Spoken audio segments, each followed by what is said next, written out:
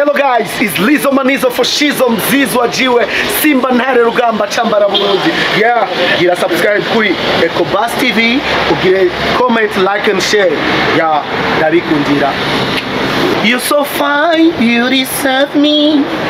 Baby, let me sing for you, my wifey, my everything. I love you. You're so beautiful, you deserve me. All of me belong to you, my heart. Oh, your love is better than what. Say me what you want. I'm ready kupamba nilukipate. Whatever you need to solve. Yes, I is Lizo Manizo for Shizo Mzizo Ajiwe Lolilo featuring Alikiba. Usavye imfashanyo nibisanzwe, reka kwishira hejuru aho utari, reka kwishira mu barembe utari umurembe. Ya twarabonye Natasha la bomba na namba la bomba yaravuze ngo Lolilo ngo uze muri Hotel Club de la Tanganyika ndakugaburire ndakunyweshe hama tuganire ibintu bijaye n'ikibazo kihari. Ya biriya bintu Natasha amufashe gute muri kajya kanya wewe ziriya kome wabyakiriye ko natwe twarabibonye badusimba ati eske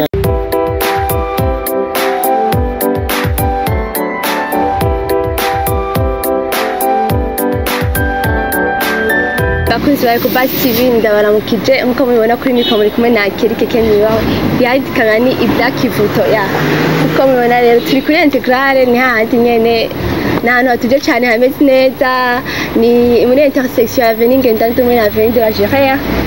Ukeneye kuganira n'umuntu vraiment kariyo ntiwitinye ya uno musi rero ndi kumwe n'umutumire akomeye cyane muri Jean tuzi akaze yabikora neza kandi mu muziki kandi anabifiteho n'uburambe. Ni muri Jean ndakomeye ahora mu gihugu ca Tanzania, ndazi mwese ntaranamuvuga muca mwumva. Mwebwe tugiye tuganira ibintu yakuye Tanzania, urugendo yagize ingene rwagenze. Ya mwe mu bandi mudukurikira mukora subscribe, like, share, tag, comment. Lolilo ndakora mu kitu meze neza. Mwaramutse neza, muramutse neza abakunzi b'umuziki ndundi aho se muherere. Hanyuma nkaba nezerewe cyane kubona tusubiye kandi kuyaga. Mukaba muri kumwe bakurikirana iki kiganiro. Imbere ya byose mugire subscribe, like, hanyuma ama comment turakeneye kandi mugisharinge cyane iki emission cyacu. Ndakoze. Ya ni rero tuzi aheruka mu gihugu cyo kibaye cya Tanzania. Amato dusumira yo yaragiye mu bikorwa vyiwe na hamwe na Alikiba twazi ko afitanye indirimbo Milo vyo bavyagenze gute? Byagenze neza cyane mu rugendo rwanje nabonye ibintu byinshi cyane. Mbere nuguruse n'amaso hariho abantu benshi bibateye ibibazo bavuga amajambo ino nino kubera urugendo rwanje cyangwa ama emission nakoreye muri Tanzania. Kuri jewe mbona ko ni evolution nini ya cyane. Hanyuma turese evolution naravye ukuntu abandi bacururanzi babayeho, nashitse mu mago yabo, banyakiriye neza, naryohewe, nasangiye nabo. Urumva twagize ibintu byinshi cyane.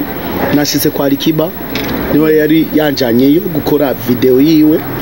Mugabo après Alikiba naravye abandi bacururanzi benshi cyane twahuye. Abacuranzi bari bande mushaka kwatukira bande? Ni benshi Baba Levo, ni benshi sinshaka kubavuga parce que ndabavuze baca bamenya amasekre yanje, baca bamenya strategie yanje ngiye gukoresha.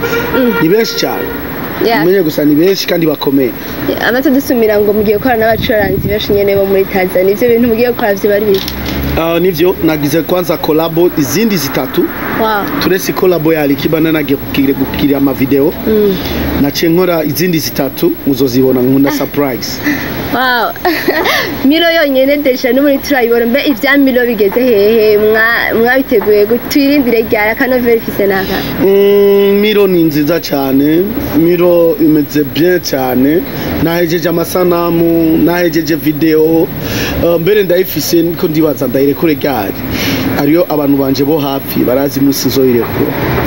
Bazafana bawe wumve ikantu ndababaza buri munsi uri prêt turekura igisasu bunyene hagimi ngo yotwicira cyane mwo hagimi ntiragira okay bon mwese afise opinion yiwe nivyo muziki abarundi bariko barakora neza mugabo dukwiye gushika kwini ntambwe nabwo bidukwiriye ivyo dushaka turashika aho dushaka turashika hanyuma abantu nabo bariko baravuga amajambo ino nino roriro uradutesha agaciro abarundi roriro uradushize hasi ivyo vyose bariko baravuga kuri jewe mbona ko ni zero parce que gusaba umuntu agufashe gusaba ubufashe ni ikintu gisanzwe cyane novuga na president wacu president w'igihugu notre president dukunda u Burundi yagiye gufasha gusaba imfashanyo muri Tanzania kwa nyakwigendera makufuri rero kuri jewe gusaba imfashanyo ni ibintu bisanzwe mbere n'umuntu hariho abantu bavuga ibintu batiyumviye ubunye mama wawe iyo papa wawe atari kuzi wanyu agasaba ubukwe wari kubaho iyo ifashanyo bamuhaye Lolilo uciugira ikibazo nari ifise nyene uciugira kukivuga hari abantu bashaka gukorogana muri industry kutwereka ko bazi industry y'umuziki kandi batayizi nitwe twakreye industry y'umuziki murabizi très bien murindire dukora akazi kacu hanyuma murabe aho dushikana umuziki nidushaka kuvuga ngo ni industry y'umuziki ngo mu Burundi ngo turayonona no turiko turayigwanira parce que aho dushaka gushika ariho aba legend bacu dukunda bacanje wa Miss ba Christophe Matata ba Africa Nova bakoze byinshi kandi baririmbye neza n'indirimbo nyinshi ziryoshe rero ico dushaka ni dushaka gusigara hajya badusize kuma badusize ahantu gushika uno munsi turahava dushaka duhindura ibintu dushike kure rero aho dushaka gushika one day muzohabona uno munsi muriko muravuga amajambo menshi ejo peut-être nzoba nitavye imana yankunza gusumba cyangwa irya ejo cyangwa nkaba na staffinze umuziki muzovuga burya roriro yabona kure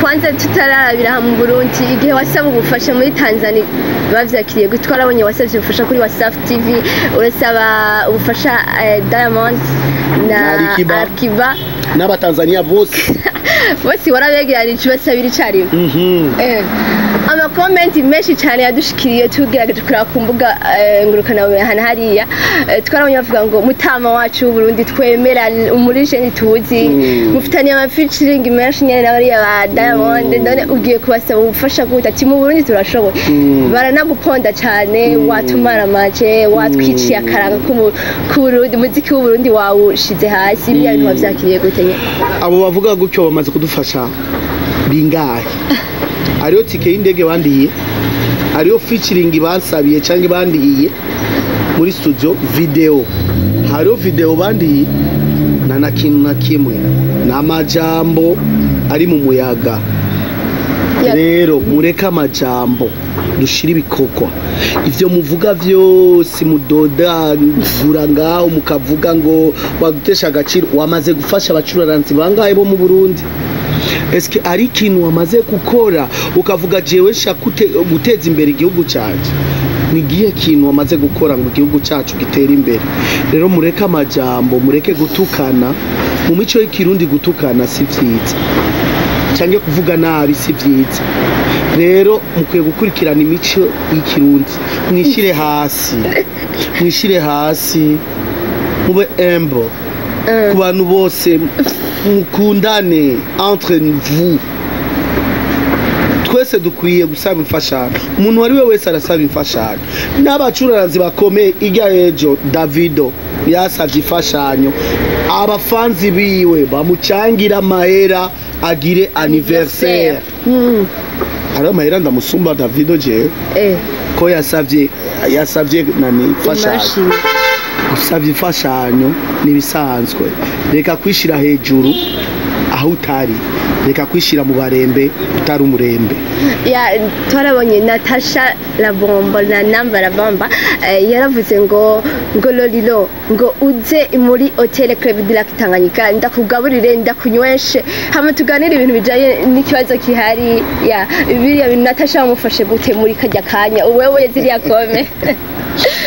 wavyakiriye ko natwe twarabibonye badusimba ati eske Natasha ashobora kuvuga ibintu nk'ibi muri je nditwemera nka Lolilo Simba byageze byari bimeze gute wiki wabibona imbere ya byose ndashima Imana parce que ivyo namaze gukora mu kahise kanje ni byinshi cyane mugabo buri munsi namanishira hasi Natasha ni petite sœur wanje uvuze mu petite sœur wanje ahantu ari hose arazi kubera kinavuze ko ni mu petite sœur wanje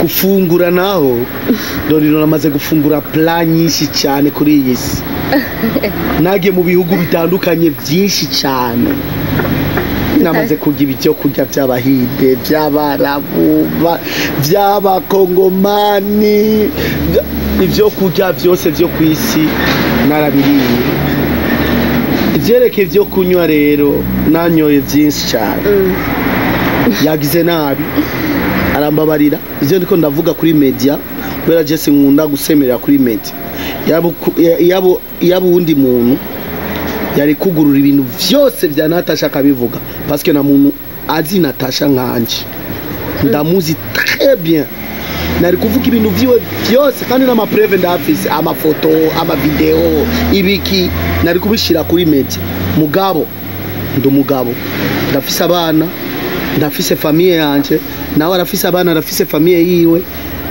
ndazi ko kuvugira kuri media canke kwerekana ibintu by'umuntu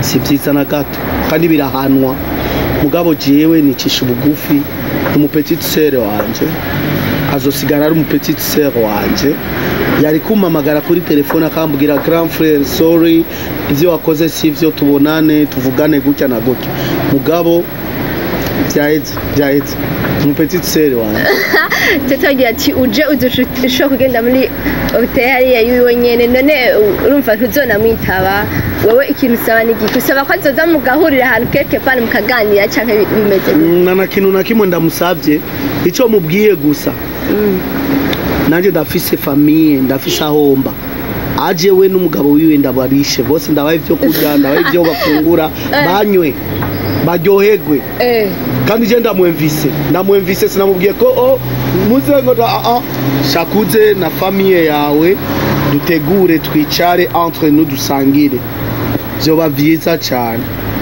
nawe utazi muhira ahandi hantu gusa tutuze parce que on est des êtres humains turabana twicare tuganire entre nous ivyo wakoze sivyo nawe uvuga gute nawe ugobora indira imyaka ijana sizopfa nje kugusaba ivyo kurya canke nze mwiri wawe kunywa aho ndagusaba indaro aho ndyama jamais dans ma vie urambabarira kuri réponse yanje mugabo sinzoza kandi iyi interview ndibaza izomushikira Natasha urumva mwese ndi kimwe ku kindi yakubwiye ngo genda umurishe ngo genda kurisha nawe umubwiye azoze nawe musangire nawe genda sinamubwiye ko aze ndamurishe oya parce que c'est pas humain namubwiye azoze na famille yiwe nanje nze na famille yanje durira ahantu dusangire tuvugane entre nous parce que on est des êtres humains